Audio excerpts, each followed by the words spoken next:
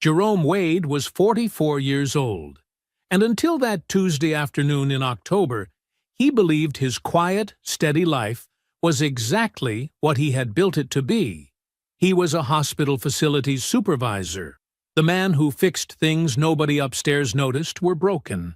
His wife Lydia was a hospital administrator, polished and climbing, and Jerome had never once resented her success. For 11 years he had been her foundation, reliable, overlooked, underestimated by.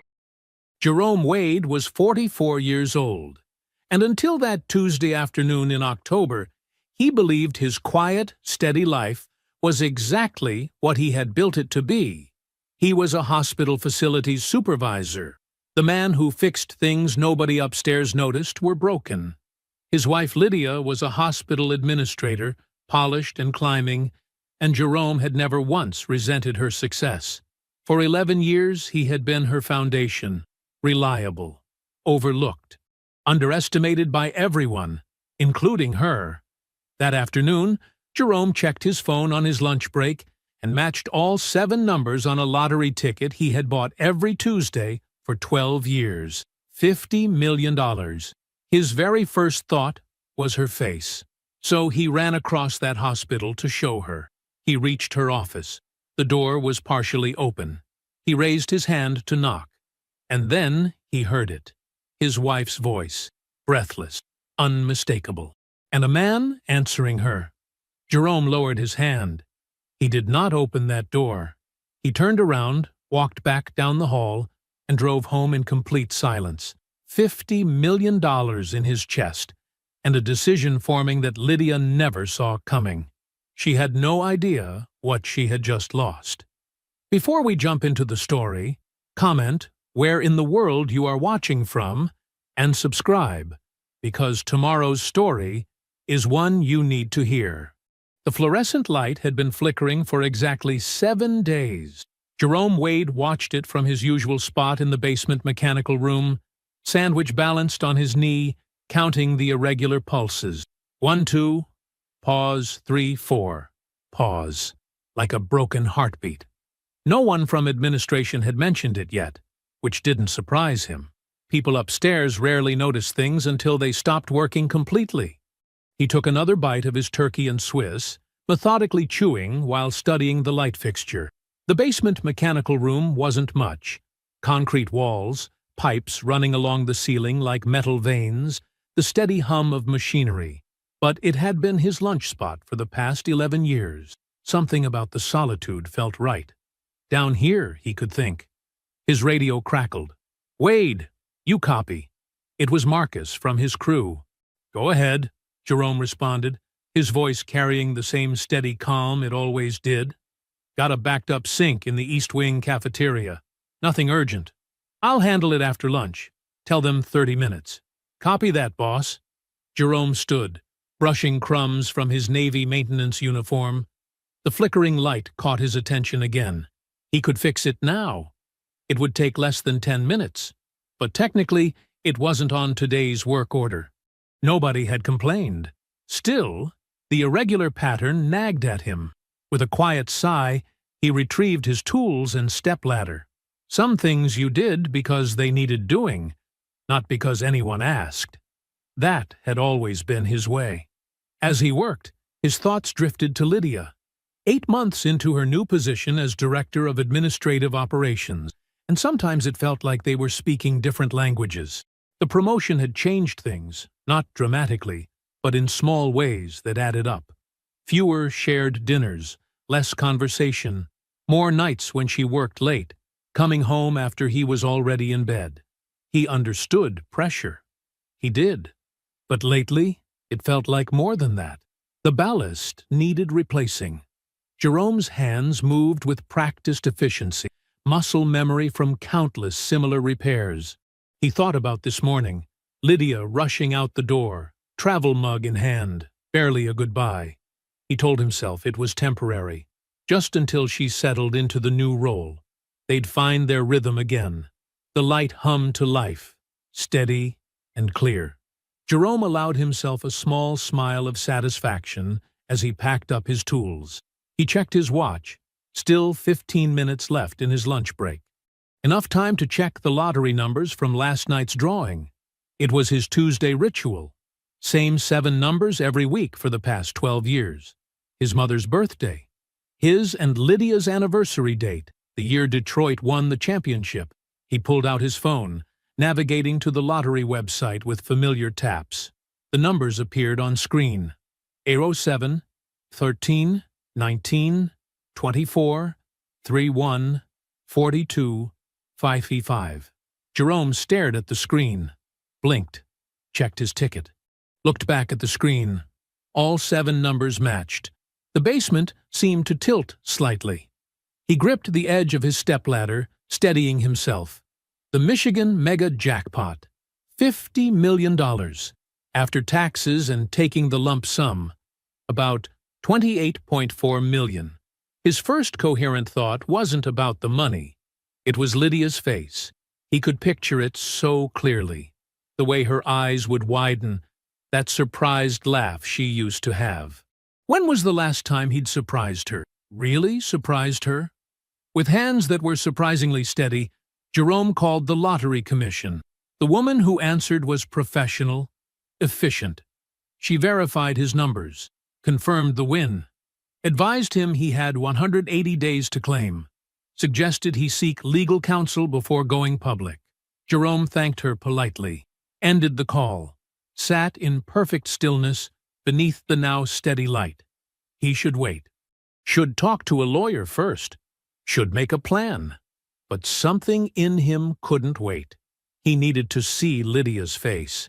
Needed to give her something that would crack through the professional shell she'd built these past months. Needed to remind her of who they were before titles and promotions and late nights at the office. He completed his afternoon rounds with methodical precision. Fixed the cafeteria sink. Helped Marcus troubleshoot a faulty air handler. Answered 3 maintenance calls, all while carrying $28 million in his pocket. At 5:15, he took the elevator to the administrative floor. His work boots squeaked slightly on the polished tiles, a sound that always made him feel slightly out of place up here. But today was different. Today, everything was different. He turned down the familiar hallway toward Lydia's office, anticipation building with each step. Her assistant's desk was empty. Brianna usually left at 5. The outer office lights were dimmed. Jerome's footsteps echoed softly in the administrative wing's hallway. The cleaning crew hadn't come through yet. Their cart stood abandoned near the water fountain, the smell of disinfectant hanging in the air. He adjusted his collar, suddenly aware of the work dust on his uniform. But it didn't matter now, did it? 28 million had a way of making everything else seem small. He'd rehearsed the words on his way up. Lydia, remember those Tuesday tickets? Simple, direct. He could already picture her expression changing as understanding dawned. Maybe she'd laugh that old laugh, the one from their early days, before promotions and pressure and growing silence across dinner tables. The lottery ticket felt warm in his pocket, like it was alive with possibility. He touched it briefly, reassuring himself it was real. All those years of the same numbers, his mother's birthday, their anniversary, the year Detroit showed the world what it could do. The administrative wing was different at this hour. During the day, it hummed with importance, clicking heels, urgent conversations, the rustle of papers and soft chime of elevator doors. Now it felt abandoned. Most offices dark behind their glass walls. Brianna's desk sat empty, her computer screen black, her cardigan draped over her chair. She always left precisely at 5, efficient even in her departures. Jerome approached Lydia's office. The door was partially open. Not enough to see inside, just a wedge of light spilling onto the carpeted hallway. He could smell her perfume, the new one she'd started wearing recently. "Just for myself," she'd said when he'd noticed. His hand rose to knock. Then he heard her voice. The sound stopped his knuckles an inch from the wood. Not her words. Her sound. A specific kind of breath catching that he knew from 11 years of marriage. His arms stayed frozen, suspended between motion and stillness, while his mind tried desperately to reject what his body already understood. "Please," he thought, "please let me be wrong." A man's voice came through the gap. "You feel so good." Low, satisfied, possessive. The kind of voice that knew it owned what it was touching. Jerome's hand lowered slowly to his side. He stood there, perfectly still, while the world rearranged itself around him. The lottery ticket burned against his thigh. 20 minutes ago, it had felt like a key unlocking their future. Now it felt like a cruel joke, running across the hospital with a miracle, only to find his wife making love to another man. He did not open the door, did not need to see what he could hear with devastating clarity. Instead, he stepped back, turned, and walked away with the same measured pace he'd approached with. His boots made no sound on the carpet. The stairwell door closed behind him with a soft click. He descended 11 flights mechanically, counting steps the way he counted everything. At the bottom, he collected his bag from his locker, clocked out, and walked to his car. His hands were steady on the steering wheel all the way home. The driveway looked the same. The house looked the same. Everything looked exactly as it had this morning, when the world still made sense. Jerome sat in his car, engine off, staring at the garage door he'd repainted last summer. Lydia had helped him choose the color. He cried then, briefly and quietly, his forehead resting against the steering wheel. He allowed himself exactly 5 minutes. Then he wiped his face, got out of the car, and went inside to make dinner. The kitchen light clicked on. Chicken was thawing in the fridge. He'd taken it out this morning, planning to make Lydia's favorite recipe. He considered throwing it away, then decided against it. Instead, he moved through the familiar motions, seasoning, preheating, preparing sides. The routine felt strange, like speaking words in a language he'd just discovered was dead. At 7:15, he heard her key in the lock. Lydia entered, freshly composed, hair smoothed, lipstick perfect, professional mask firmly in place. She smiled the smile she'd been giving him for months now. The one he suddenly understood was crafted from guilt rather than distance. "How was your day?" she asked, setting down her purse. "Fine," he said, and his voice sounded normal. "Dinner's ready." They ate. She commented on the chicken. He nodded. After dinner, she settled on the couch with her tablet, the blue light reflecting off her glasses. Jerome sat in his chair and held a book he wasn't reading, watching the words blur on the page. When they went to bed, Lydia fell asleep quickly, her breathing evening out into familiar patterns. Jerome lay awake beside her, staring at the ceiling, feeling the lottery ticket in his nightstand drawer like a living thing. He did not sleep.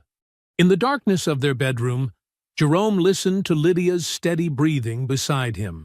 The clock on his nightstand showed 1:17 a.m. in harsh red numbers. He hadn't moved in hours, afraid that any shift might wake her, might force him to pretend everything was normal for even one more minute. His mind worked methodically through the past 2 years, assembling pieces of a puzzle he hadn't known he was solving. The Chicago Healthcare Conference 14 months ago. She'd taken an extra day, claimed she wanted to visit the Art Institute. "Just for myself," she'd said, the same words she'd used about the new perfume 6 months later. Chanel something. He'd noticed it because it was different from the vanilla scent she'd worn since they'd met. The late evenings started gradually, first once a week, then twice, always with perfect explanations, budget meetings, staff reviews, system upgrades that could only happen after hours. He'd made dinner those nights anyway, wrapped her portion in foil, left it warming in the oven. Sometimes it was still there in the morning. 2:03 a.m. Jerome remembered the family cookout last summer, how Lydia had stepped away to take a call. He'd thought nothing of it then. Now he wondered if that was when Aunt Patricia had overheard whatever made her face tighten whenever Lydia's name came up these past months. The contempt had been so subtle at first. Little comments about his uniform, about the hospital hierarchy, about ambition. He'd absorbed them, thinking she was just stressed about her promotion. Now he understood. She'd needed him to be less than he was. Her guilt had required his diminishment to justify what she was doing. 3:22 a.m. He traced back through bank statements in his head. Joint accounts, shared credit cards, retirement funds they'd built together over 11 years. The lottery ticket in his nightstand drawer felt like a time bomb. 28 million reasons to move carefully. The legal implications started arranging themselves like parts in a mechanical system. Michigan was an equitable distribution state.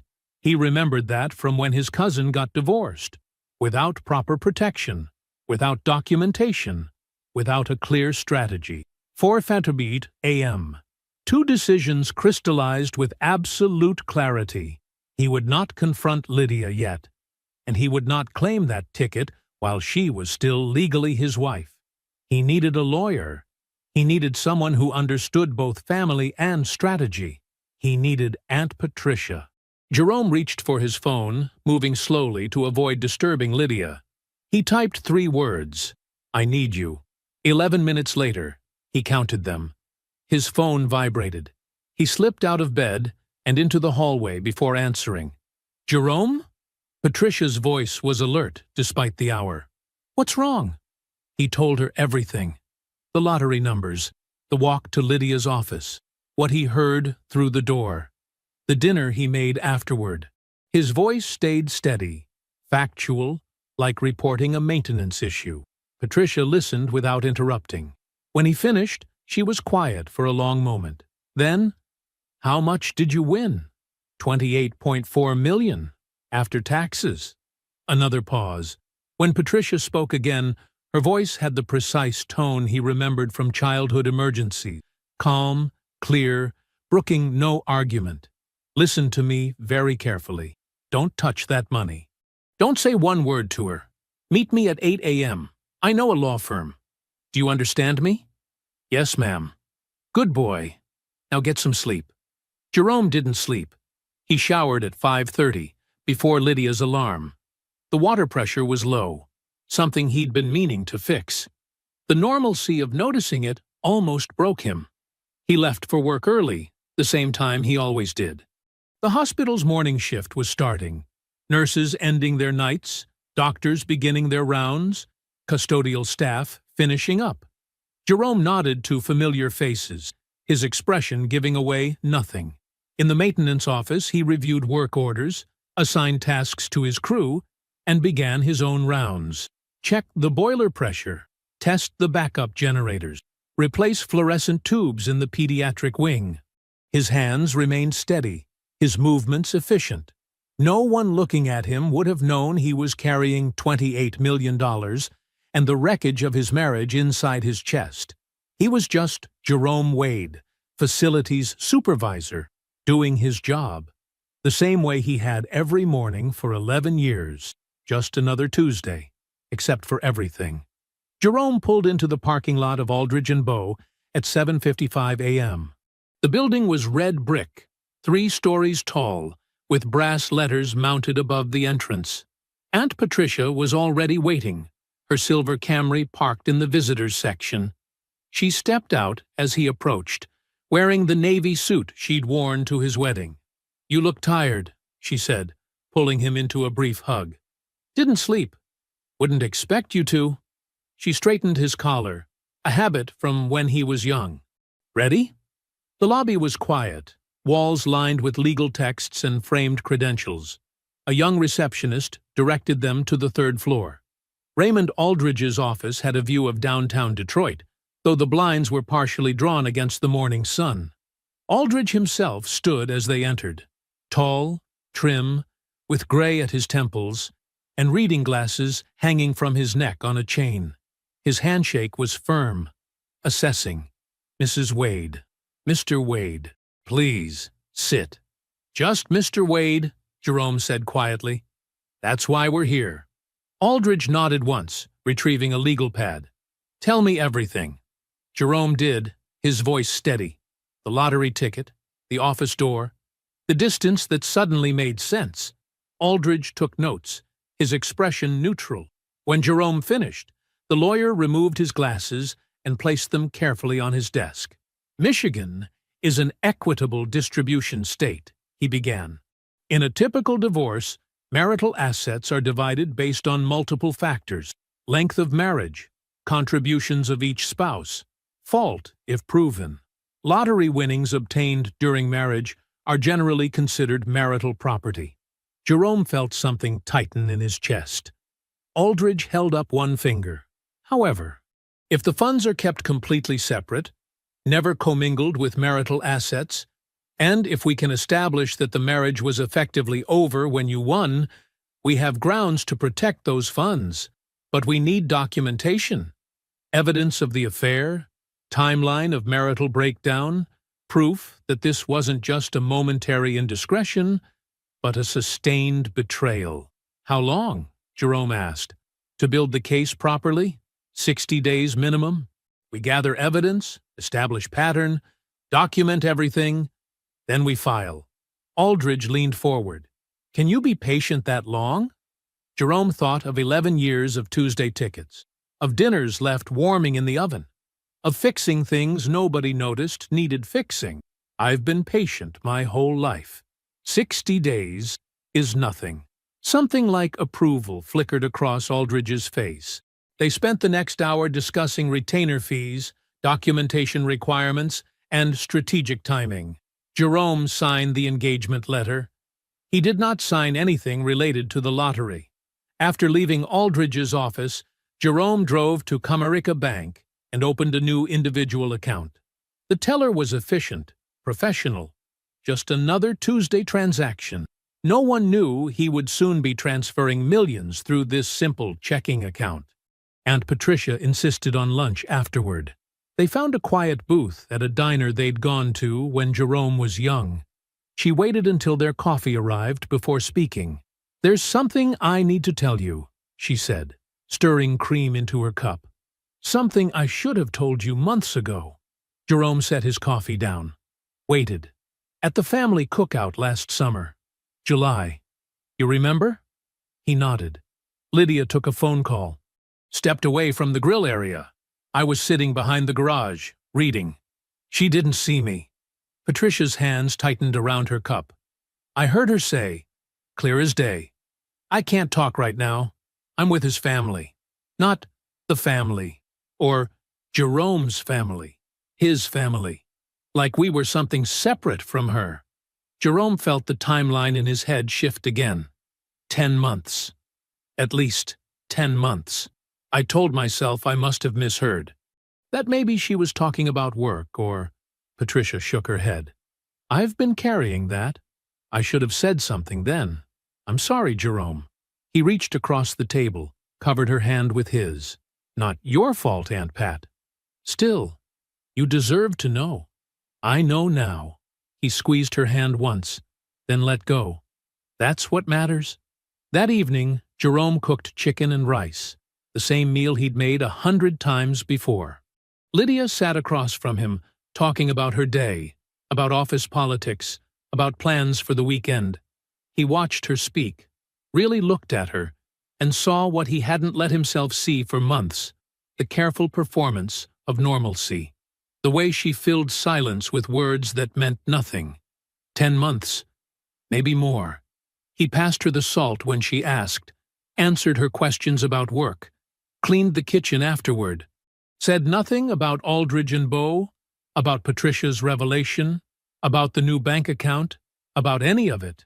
Just another Tuesday dinner, except for everything he now knew. Jerome moved through his morning rounds with mechanical precision, checking systems and fixing issues that most people would never notice existed. The basement's newly repaired fluorescent light buzzed steadily overhead as he reviewed maintenance logs. Everything looked normal. Everything felt different. His tool belt hung familiar against his hip as he walked the hospital corridors. He'd traversed these halls thousands of times, But now his eyes caught details they'd previously passed over. Security camera placements, badge reader locations, the exact layout of the administrative wing's parking section. He wasn't just maintaining anymore, he was mapping. In the maintenance break room, he organized his toolbox with deliberate care. The morning crew filtered in and out, nodding hellos, respecting the quiet focus they'd come to expect from him. Jerome checked his watch. 10:15 a.m. Phyllis would be doing her mid-morning inspection of the East Wing mechanical systems. He'd known Phyllis Okafor for 6 years. She'd started in facilities maintenance the same month his father passed away. He remembered because she'd left a coffee on his desk that first week back. Said nothing about it, just nodded when he caught her eye later. That was Phyllis, observant, precise, and sparing with her words in a way that made the ones she chose matter more. Jerome found her in the East Wing mechanical room, clipboard in hand, methodically checking gauge readings. She didn't look up when he entered, finishing her current notation before acknowledging his presence. "How are the readings?" he asked, moving to check a nearby pressure valve. "Within range." She made another mark on her clipboard. "Second floor units running a little hot, but nothing critical." Jerome adjusted the valve slightly, waited. The quiet between them was comfortable, professional. Finally, he spoke again, his voice careful and even. "Phyllis, I need to ask you something." She set her clipboard down and turned to face him fully. "Waiting. You ever seen my wife with anyone?" The fluorescent lights hummed overhead. Phyllis's expression didn't change, but her hands stilled completely on her clipboard. The silence stretched for nearly 30 seconds before she answered. "Twice," she said finally. "In the parking garage, level B2. Jerome kept his voice steady. "When?" "First time was about 4 months ago. Second time was 3 weeks back." Phyllis picked up her pen, set it down again. "Dark green Audi A7. Not hospital staff. I know most of the administrative vehicles. This one had Grand Rapids plates." Jerome absorbed this. "You see the driver?" "Second time." Phyllis's eyes met his directly. White male, mid-40s, 6 feet approximately. Athletic build. Light brown hair, expensive haircut. Navy suit, no tie. Tan briefcase with silver hardware. Designer watch. Looked like a Rolex, but I was too far to be certain. He held the car door for her. Familiar gesture. Not their first time. The precision of her observation struck him. Phyllis had always noticed everything. It was what made her excellent at her job. She'd been holding this information, waiting to be asked. Time of day? Both times around 5:30 p.m. After most administration clears out. Jerome nodded once. "Thank you." Phyllis stepped closer, lowered her voice. The second time, he had a vendor badge. The kind they give pharmaceutical reps for scheduled meetings. That was the final piece. Jerome knew the hospital's vendor protocols. Pharmaceutical representatives had to register their visits, document their meetings, log their badge access. There would be records. He turned to leave. Phyllis's hand touched his arm briefly, a gesture of solidarity so quick it might not have happened. Then she picked up her clipboard and returned to her readings. Their conversation concluded as definitively as a door closing. Within the hour, Jerome had accessed the hospital's public vendor directory through his maintenance terminal. The pharmaceutical companies were listed alphabetically, with sales representatives assigned to each account. He found what he was looking for under Midwest Medical Solutions. Grant Holloway, Regional Sales Director, based in Grand Rapids, primary contact for hospital pharmaceutical contracts. Monthly scheduled meetings with administrative operations, Lydia's department. His company profile photo showed exactly what Phyllis had described. Mid-40s, athletic build, expensive haircut. The kind of man who would drive an Audi A7 and wear a Rolex. The kind of man who would hold a car door for someone else's wife in a basement parking garage at 5:30 p.m. Jerome closed the directory window. He had a name now, a face, a professional connection that created legitimate reasons for building access and scheduled meetings. Everything else, the timing, the car, the watch, the familiarity, was just confirmation of what he'd heard through that office door. He returned to his rounds, moving through the hospital's arterial systems with the same steady competence he'd always shown. But now he had another piece of the architecture. Not of the building's mechanics, but of his wife's carefully constructed separate life. He saw Phyllis once more that day, passing in the corridor. She nodded professionally. He nodded back. They never spoke of it again. The morning sun filtered through Raymond Aldridge's office windows, casting long shadows across his mahogany desk. Jerome sat in the same chair he'd occupied days before, his posture unchanged, his voice steady, as he relayed what Phyllis had told him about the green Audi and its driver. Raymond listened without interruption, making occasional notes. When Jerome finished, the attorney leaned back slightly. "This gives us a documented professional connection. That's useful. But we need more." He opened his desk drawer and withdrew a business card. "I recommend we bring in someone who specializes in this kind of documentation. Bernadette Solis, former insurance fraud investigator, now private. She's methodical, discreet, and her findings hold up in court." Jerome studied the card. "How long?" "Give her 3 weeks. She'll build you a timeline that'll stand up to any scrutiny." Jerome nodded once and took the card. By that afternoon, he was sitting across from Bernadette Solis in her small but immaculate office. She was 49, sharp-featured, with reading glasses hanging from a chain around her neck. She asked precise questions and took detailed notes. "I'll need 3 weeks," she said, echoing Raymond's estimate. "During that time, change nothing about your routine.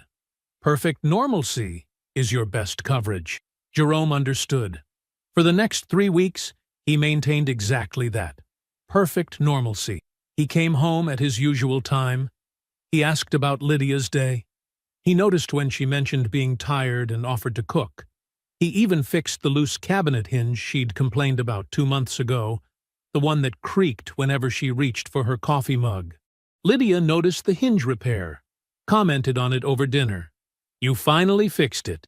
Had some extra time," Jerome said, passing her the salt before she asked for it, the way he had for 11 years. Every evening, they performed their practiced domestic choreography. She watched her tablet shows. He read his books. They went to bed at their usual time. And every morning, somewhere in the city, Bernadette Solis accumulated evidence of the life that existed outside their careful routine. 3 weeks later, Jerome sat in Raymond's office again. Bernadette laid out her findings with professional precision, each document in a labeled folder, each claim supported by multiple sources. "The relationship began approximately 22 months ago," she said, opening the first folder. Grant Holloway was the pharmaceutical vendor lead on the hospital's medtech software rollout. Your wife was the administrative project lead. They had legitimate reason for regular contact. She produced hotel records, parking receipts, timestamps from badge access logs. The personal relationship developed within the first 2 months of the project. The second folder contained email records. 18 months ago, your wife created a secondary email account. Bernadette detailed the dating app activity, the correspondence patterns, the careful scheduling. A parking garage attendant had identified Lydia's photo without hesitation, remembered the green Audi. Then Bernadette opened the third folder, and Jerome felt something shift permanently in his chest. 8 months ago, your wife retained divorce counsel. She named the firm, provided consultation dates. Her most recent appointment was 3 weeks ago. The timing appears coordinated with an anticipated promotion to VP of Operations, which would significantly improve her financial position in a settlement. Jerome absorbed this in silence. Then he turned to Raymond. "If she had filed first, before I knew anything, what would she have gotten?" Raymond outlined it carefully. Michigan's equitable distribution laws, the length of the marriage, the timing of the lottery win, the claims her counsel could have made. The share would have been substantial. Jerome sat with this knowledge for a long moment. When he spoke, his voice was very quiet. She wasn't leaving me. She was harvesting me. Raymond didn't disagree. Jerome's next words were measured, final. Then, we don't leave anything on the table. The drive home felt longer than usual. Jerome parked in his driveway and sat in the darkness of his car, looking at the house he'd maintained for 11 years. The porch light was on. Lydia must be home. Through the kitchen window, he could see her moving around, probably starting dinner. 22 months. Almost 2 years of coming home to this house, fixing things, buying lottery tickets, lying beside her in their bed. 8 months of her planning an exit strategy, timing it to extract maximum value. The quiet rage he felt wasn't at the affair itself. It was at the calculation behind it. The patient, methodical way she'd planned to strip him down to whatever she could legally take. He sat in the car until his breathing steadied. Then he got out, walked up the familiar path, and entered his house to make dinner as usual. Because tonight, like every night for the past 3 weeks, was about perfect normalcy. The only difference was that now he knew exactly what that normalcy was costing him, and exactly what he intended to do about it. The morning light barely touched the Detroit skyline as Jerome entered Raymond's office. The past 3 weeks had crystallized everything. Now it was time to move. Raymond had the trust documents prepared, laid out precisely on his mahogany desk. "The Wade Family Trust," he explained, tapping the first page. "We've structured it to establish the clearest possible separation between your lottery winnings and any marital assets." Jerome studied the document carefully. "Aunt Patricia as primary trustee?" "Yes. Her background as a paralegal makes her ideal.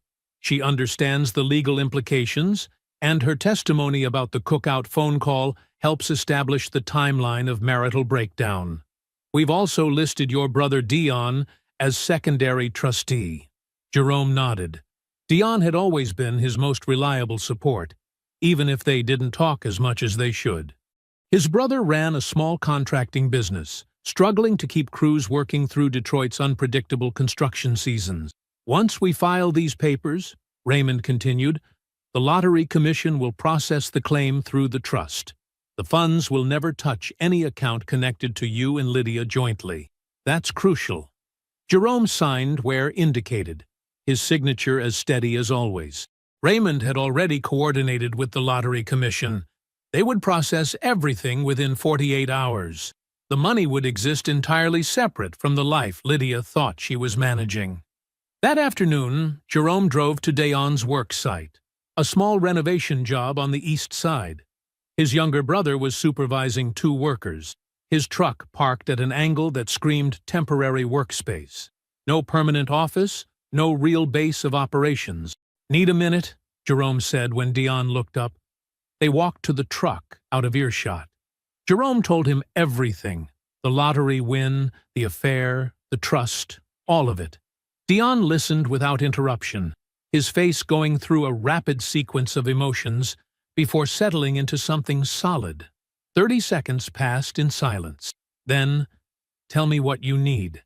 "Need you as secondary trustee on the family trust. And need you to know I'm about to make some moves." Dion nodded once. "I'm with you."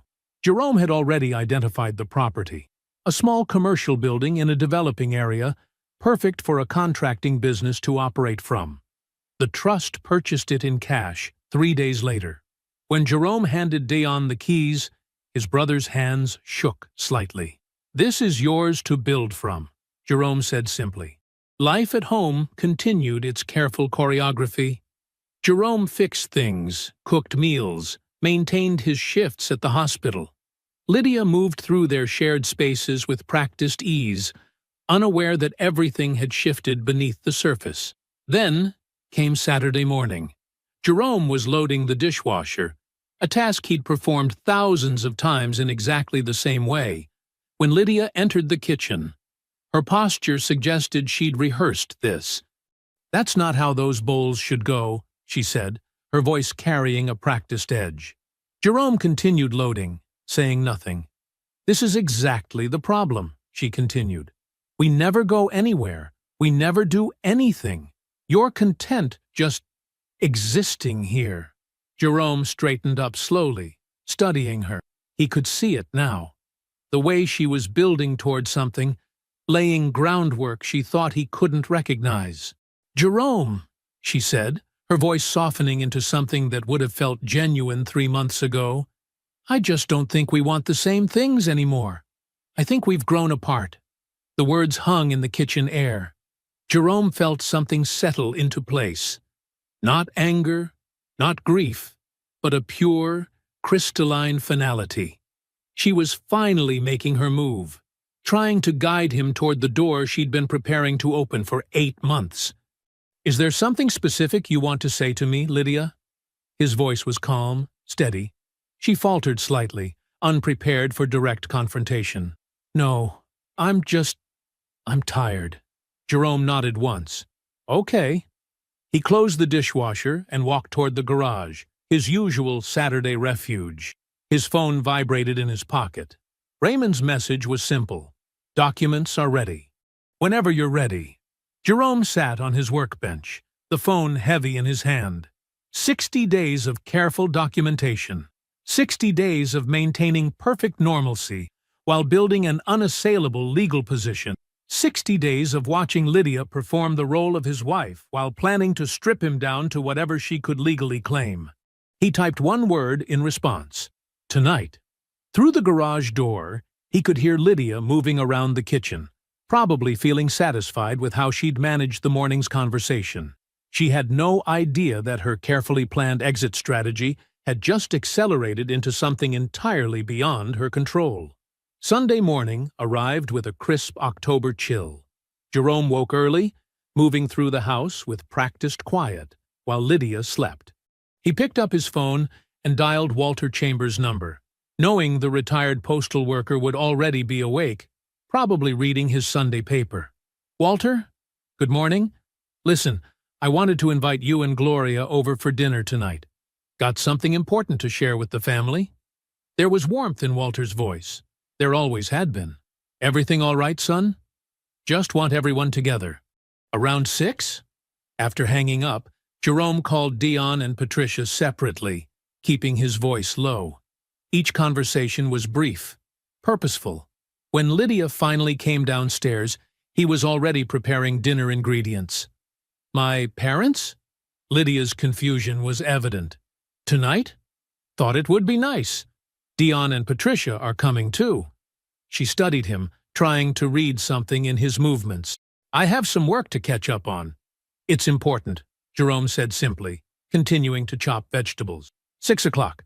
Throughout the afternoon, Jerome moved through the kitchen with methodical precision. A pot roast, Gloria's favorite.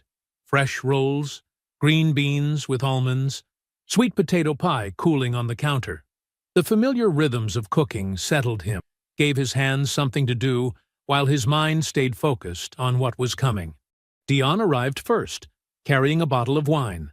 His eyes met Jerome's briefly. Steady, ready. Patricia followed shortly after, her presence filling the living room with its usual quiet authority. When Walter and Gloria arrived, Gloria immediately moved to hug Jerome, commenting on how wonderful everything smelled. They gathered around the dining room table, the same table where they'd shared countless Sunday dinners before, when everything was simpler.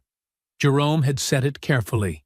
His grandmother's tablecloth, the good plates, water glasses filled precisely 3/4 full. The conversation flowed naturally at first. Walter asked about the hospital's new wing construction. Gloria praised the tenderness of the pot roast. Dion and Patricia maintained perfect composure, contributing just enough to keep things moving. Lydia participated cautiously, watching Jerome with growing uncertainty. After the plates were cleared and dessert was served, Jerome stood. The room quieted immediately. He looked at each face around the table. The people who had been part of his life for 11 years, who had no idea how completely everything was about to change. "I want to thank everyone for coming tonight," he began, his voice steady. "I have two things to share." He paused, letting the moment settle. 6 weeks ago, I won the Michigan Mega Jackpot. After taxes, the lump sum comes to $28.4 million. The silence was absolute. Gloria's hand found Walter's arm. Dayon kept his expression carefully neutral. Patricia watched Lydia, who had gone completely still. "The second thing," Jerome continued, reaching into his jacket, "is that I've filed for divorce." He placed the papers on the table. Lydia stared at them, recognition dawning. She'd been served at her office that afternoon, but hadn't returned to collect them. "I know about Grant Holloway," Jerome said, his voice level. "I know it's been almost 2 years. I know you hired an attorney 8 months ago. I know you had a plan. I just had a different one." The color drained from Lydia's face. Walter Chambers set his fork down with deliberate care, the small sound impossibly loud in the frozen room. "I'm not doing this with you tonight, Lydia," Jerome continued as she opened her mouth to speak. "Tonight was for your parents, who deserve to hear the truth from me directly, because they've been kind to me for 11 years, and they didn't know what you were doing either." He turned to face Lydia fully, his voice remaining calm, but carrying an absolute finality. "I want you to understand something. I ran across this hospital to show you something beautiful. I know what I heard. I know what I walked away from that door with. And I want you to know, from this moment forward, not $1 of what I built, what I saved, what I won, and what I will ever earn belongs to you. That's not anger. That's just the truth of what you made this." Jerome folded his napkin carefully, placed it beside his plate. He turned to Gloria, who had tears streaming down her face. "Thank you for always being kind to me." He extended his hand to Walter, who gripped it firmly, his eyes never leaving his daughter's face. Walter's stare at Lydia held the weight of every value he'd tried to instill, every expectation she'd betrayed. Gloria's soft weeping filled the silence, and Lydia, who had managed perceptions and narratives and truths for 22 months, sat motionless, stripped of every story she'd constructed, facing the undiluted consequences of choices she never expected to explain in this room, at this table, with these witnesses. The evening after the Sunday dinner, Jerome sat in his favorite chair in the living room, waiting.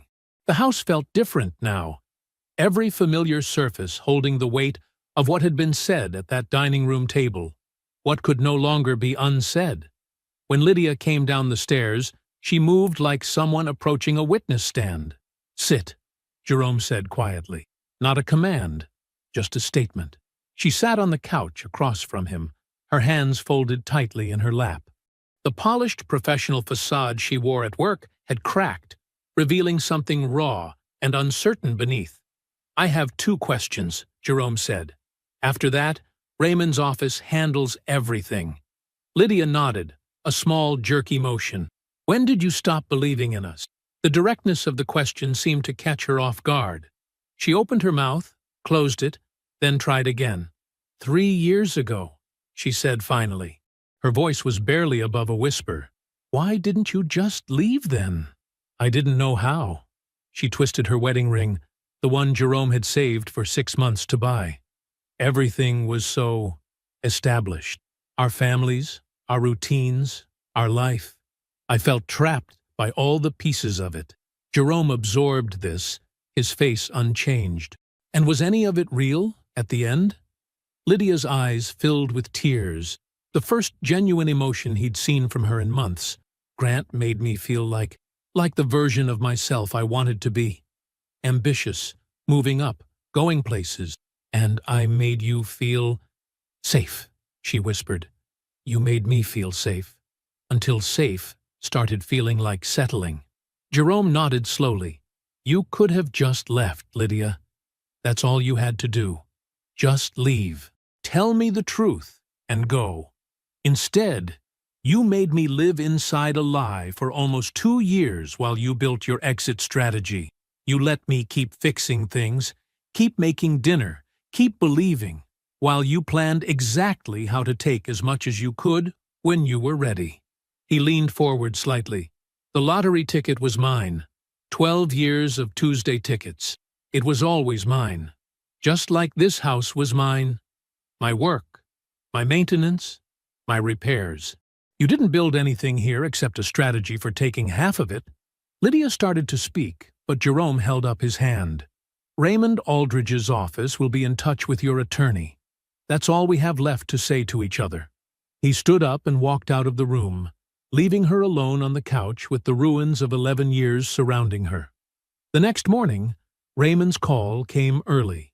Her attorney is taking an aggressive position on the lottery funds, arguing their marital property regardless of when you claimed them. And we have something we've been holding back. During the investigation, Bernadette documented email correspondence between Lydia and Grant.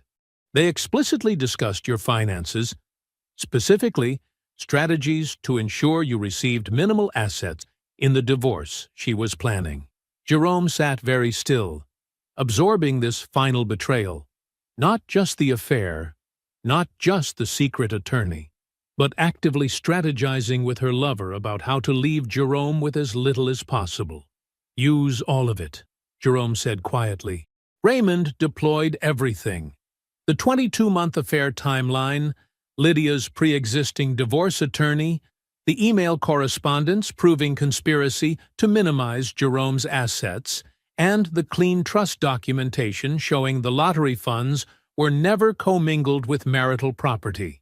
He filed a formal dissipation claim, arguing that Lydia's conduct, including the affair and the coordinated financial planning with Grant, constituted actionable waste of the marital estate.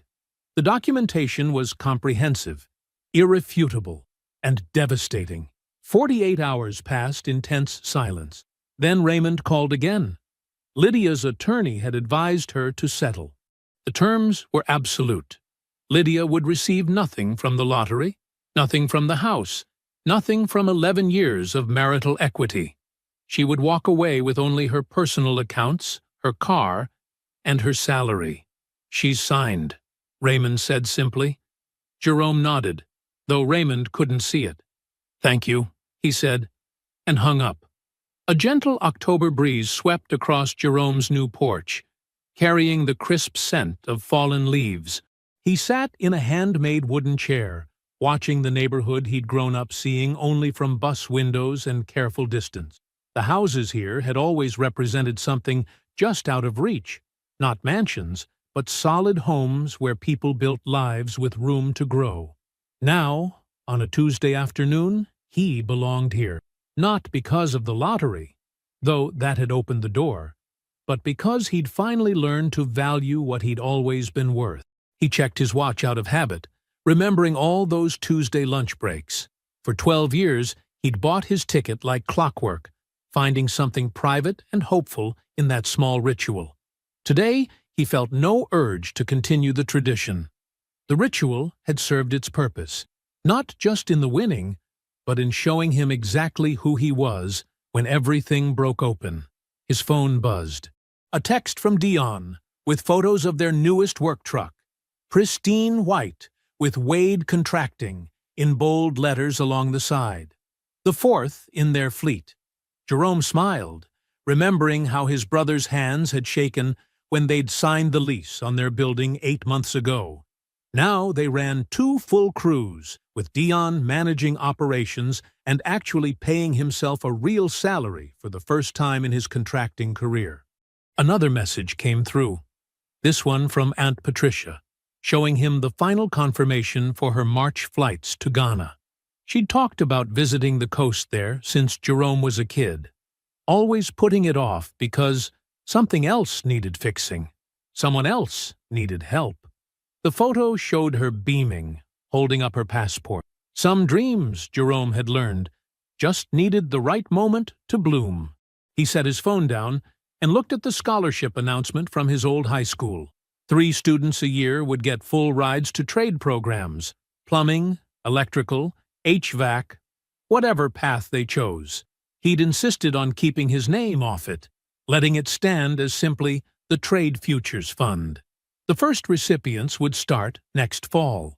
The neighborhood grapevine had kept him informed about the aftermath, though he never went looking for those stories himself. Grant Holloway's wife Diane had received Raymond's professional courtesy notification about the documented vendor relationship. Their marriage ended within weeks.